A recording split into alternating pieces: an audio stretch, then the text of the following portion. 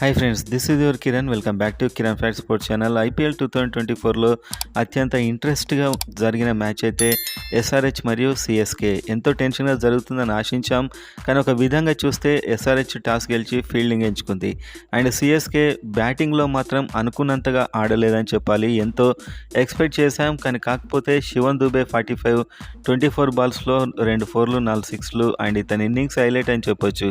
And అదేవిధంగా రహానే మొదలైన వారు బాగానే ఆడారు. మొత్తాన్ని 165 ఫర్ 5 కొట్టారు. అండ్ ఎస్ఆర్హెచ్ అయితే ఈ లక్ష్యాన్ని ఛేదించడంలో స్టార్టింగ్లోనే చెలరైపోయారని చెప్పొచ్చు. సో ఈ మ్యాచ్ ఎంజాయ్ చేసిన వారంతా వీడియోని లైక్ చేయండి.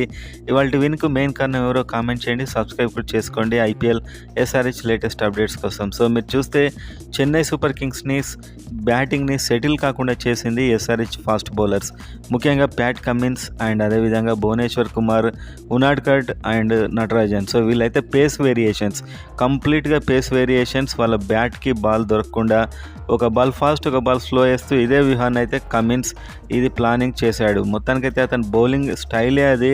సో మొత్తానికి వీళ్ళంతా కూడా ఒక 7 యావరేజ్తో రన్స్ ఇచ్చారు అండ్ వికెట్ కూడా తీశారు. స్పిన్నర్స్ పెద్దగా బౌలింగ్ అయితే వేయలేదు ఎస్ఆర్హెచ్ ఇన్నింగ్స్లో.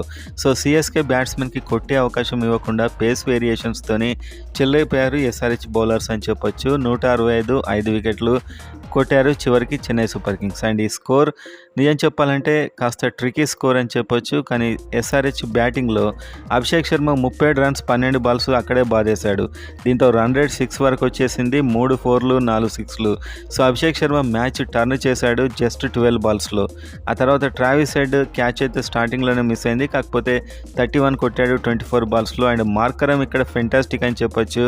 మిడిల్లో వికెట్ పడకుండా మంచి బ్యాటింగ్ చేశాడు. 50 రన్స్ 36 బాల్స్, 4 4లు 1 6లు. చివరిలో క్లాసెన్ 10 అండ్ నితీష్ అయితే ఒక 6తో మ్యాచ్ను గెలిపించాడు తెలుగు ప్లేయర్.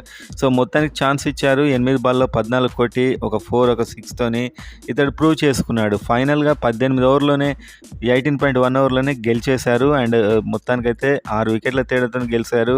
సిఎస్కే మీద ఒక విధంగా ఈజీ విన్ అని చెప్పొచ్చు ఓవరాల్గా చూసినట్లయితే.